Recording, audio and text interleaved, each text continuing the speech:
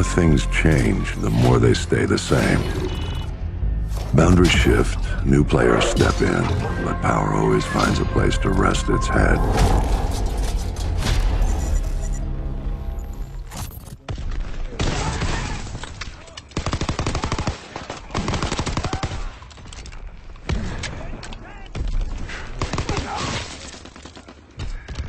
Fall back! Retreat! Retreat! That was hard. That was me. I just got it right now.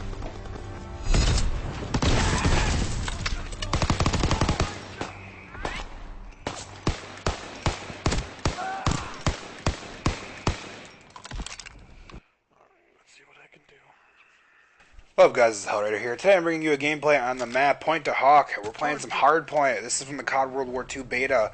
I go positively off. I drop a 50 bomb in this gameplay. It is literally disgusting. It was like my 10th match in. I was hyped. It was great. In this video today, I'm here to talk about kind of like the positives and bads of World War II that I experienced, where I think the game is going to break in a way that it shouldn't. To go with the positives first, because it's kind of a short list, I'm going to boots on the ground is nice. Map control and game types like domination and hardpoint being played on a more even plane is nice. I can have like a breather when I'm controlling a hard point, or if I'm capturing a domination point after a couple kills, and I can reset up shop and do things I need to do.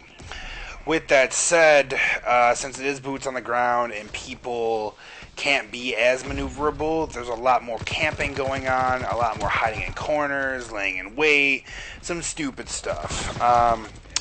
A couple more positives of the game that I enjoyed really so much so far is the weapons and the sounds they make, and like the sound engineering behind it. A lot of stuff sounds really legit, and it makes things sound hardy and strong and powerful.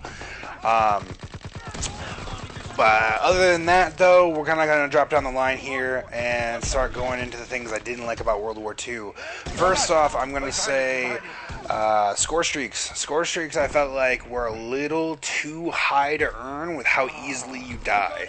I feel like I get buttered up quite a bit in this, and in the beta itself. That could be due to the beta, it could be due to lag, it could be due to weapon balancing issues, whatever. When the real game comes out, we'll see what happens for that standpoint, but for right now, it definitely felt like it was definitely easy to die, easy to kill. If you didn't have a good connection, you're not going to have a good time, I can tell you that one right now. But with score streaks and things, you have to get like, I think it's like you have to get like 5 kills for a UAV, which in Infinite Warfare, where you can move around and be a lot more aggressive and do a lot more things, and you could kind of like get away from gunfights or get into gunfights really quickly, it was a lot easier to get a 5 kill streak, and you definitely earn that UAV. But this time around, since it's so easy to die, and grenades come out of nowhere, and stuff can murder you from literally anywhere and any angle, I would like to see them decrease the score streak cost, at least by 100 points. Like if a UAV is 500, make it 4. Counter UAV 5, and then so on and so forth. Some of the score streaks, in my opinion, weren't even that great. Like the artillery barrage, sure, it takes up like a good circle of the map, but it did not give me any kills. The glide bomb, though, or like the predator missile, if you will, this thing was great. You could guide that into any part of the map, especially if there was an opening in the ceiling because it's already been blown up, and you could just smash 3 or 4 enemies unsuspecting. It's going to be like those good old Modern Warfare 2 predator missile days, where as soon as the thing came on the map, you know you were going to die unless you were in cover. To go down the line with more things I liked and didn't like, I would like to see some more love with shotguns, not with the incendiary rounds. I definitely think those need to get nerfed, or at least in line with other things in that category. But I would love to see the normal shells for shotguns actually do something and not be like worthless pieces of junk. Submachine guns, in my opinion, were a little too strong, especially if you use the airborne division, where it gave them the suppressor to stay off the radar. Then you were just a machine. They were really easy to control, really low recoil. Some of them required a bit more technical skill than others because they didn't have as high damage, or they had a little bit more recoil, but still nonetheless pretty manageable, easy to use, and you could technically get a free attachment with it. LMGs definitely need some love in my opinion. They sounded hardy, they sounded heavy, but they did not put people down like I would like them to. A lot of the LMGs are slower firing this time around, which is fine with me, but if you're going to make them that slow, at least make them a relevant kill point. With that said, LMGs have like the same rounds in the magazine as most other weapons in the game, but take 3 times as long to load. So in your career class in the future, you might want to keep that in mind and at least pick up a backup weapon off the ground, or maybe just stick away from the LMG category. Another note that I was kind of disappointed with in the beta, it didn't show any camos or things to earn of that nature, so I don't know how people who play Call of Duty religiously are going to have something to do in the long run. Like, I enjoy playing as much as the next person, but I like grinding for something. Like in Infinite Warfare, there was Black Sky. I did that. In Black Ops 3, there was Dark Matter. In Ghost, there was Gold. In Black Ops 2, there was Diamond. In Advanced Warfare, there was Royalty. There was a bunch of things to grind for and try to earn. Same thing with the Combat Specialist rigs. Same thing with the heroes in Black Ops 3 and all that other good stuff. I hope there's more to just guns, to be honest with you. I don't really want it to be like World War II or World at War, where there's just only having weapons and challenges. I hope to see a little more on that front, but I don't really want to see them being too gaudy and break the game in general and make it not look of the time period. Maybe farther down the line they'll add like DLC or microtransactions that might make it more crazy looking, but we'll see what happens with that. As the beta went on, I realized more and more that I did not fall in love with the creator class system this time around. Creator class was really like a make or break thing for me in Call of Duty, which made the game much more enjoyable overall. And Infinite Warfare, you had your pick 10, you could do like 6 perks, no attachments, you could get rid of a secondary, you could get rid of grenades, you could really flesh out your class the way you would like it. And most times you had to add extra attachments to weapons to make them more in line or more easy to use as the best weapons in the game. I.e. LMGs. LMGs in Infinite Warfare, I had to run at least 3 attachments on it to give it the same kind of attributes as an assault rifle would have in that game. Like, I always run a quick draw, foregrip, and then, like, I don't know, a silencer or a red dot sight or something along the lines that would help me use that gun more effectively. In this game, LMGs still have the same problem, except you don't have any of the movement ability to get away from it all. And Creator Class does not help you with that either. If you step away from the LMG division, which I can't remember the specific name right now, then you can kind of give yourself a little bit of a boost, but then you lose the perks of actually having the LMG division, which is like Blast Shield Pro and like Tac Mask and some other things that are really helpful for like domination and things like that. But man, some of those LMGs, the iron sights are really bad, or they fire really slow, or they have a lot of recoil, or they have a lot of muzzle flash, and you need like 2 or 3 attachments on there, and 1 attachment is just literally not enough. With that said, I feel like the creator class this time around is like taking 2 steps backwards from the creator class we all know and love, which is like pick 10 and pick 13. And even then, it's still not like the classic creator class from like Cod 4 or World War 1 or World at War, where you had your generic 3 perks, your weapon, your secondary, and at least 2 like lethal and tactical.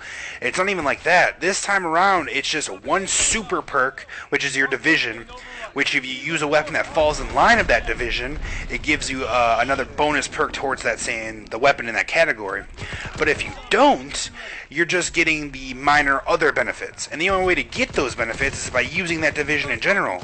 So if that division in general at the start does not really help you do anything, you're basically grinding a division that's gonna make your gameplay life a lot harder to deal with. And then you have a basic training perk, which is like 1 single perk of the division category. Some of those basic training perks can overlap with division perks, which is kind of annoying. One change I would like to see in the future for that would be adding like another maybe minor perk to the creator class, having like an advanced training. So basic training, advanced training, division. So that way it falls more in line with the normal Call of Duty creator class setup that we have and we're used to. One thing I did also notice in creative class this time around, submachine guns are literally the only thing that can have a suppressor. And if you use, the only way to get that suppressor is if you use their airborne division, the one that goes with submachine guns. It becomes a free attachment for them. You can equip it and de-equip it at any time. So basically submachine guns get two attachments for free. And I don't think that's necessarily fair. It might be accurate to the time period, but it doesn't actually balance the gameplay. I'm very much used to and accustomed to using weapons and like LMGs, sniper rifles, shotguns, assault rifles alike with suppressors or something of that type. Now, if you want to make it historically accurate, you can put on flash hiders. So at least it would take your red blip off the radar, but not necessarily suppress the sound of the gun. So making unaware players still, get caught up by your flanky, sneaky maneuvers, but aware and active players hear you shooting will let them know that you're at least there. With that implemented, you wouldn't lose the uniqueness of the suppressor division perk for submachine guns. You would just overall balance the entire gameplay across the board, offering a more customized creative class overall. So anybody can use suppressors, and you're not pigeonholed into using one type of division and one type of weapon just because you want to be silent and not show up on the radar. With that said, the other division that offers a real stealthy approach to this game is the sniper rifle division. It offers you a ghost-like perk, which can only be found in the sniper rifle division. So be sure to be on the lookout for that once people start unlocking that and using that, making your UAVs useless. But they're only useless as long as they're sprinting and running around. So it's kind of like a double-edged sword. We'll see what happens for that. Overall for this game, I'm definitely waiting on day one. I'm excited to see what other nostalgic weapons will be in it, and maybe what changes they have made, and maybe more perks, or maybe slight changes to creative class. I'm really hoping they listen to the community's feedback and they go upon it. I'm still very hopeful. I'm still very, a Call of Duty fan. But right now, it's looking rough, man. I might have another year of some space jumper shooters. I might play Infinite Warfare and see how they support that this year. I might go back to Black Ops 3 if World War II doesn't work out. The last Infinity War title that I really... Not Infinity War title, I'm sorry. Last Sledgehammer title that I really played through was Advanced Warfare for 15 Prestiges, but I didn't necessarily like it the entire time. Hope you guys enjoyed the gameplay. Hope you guys enjoyed my in-depth review. If you guys want to see more gameplay from me, please tell me down in the comments below. I got a couple more games ready and waiting to go. And as for now, this is your boy Hellraider signing off. Eat my 203, boy. 203 with 50 kills. What the fuck? 203 with 50 kills. Yes. That's what I'm talking about.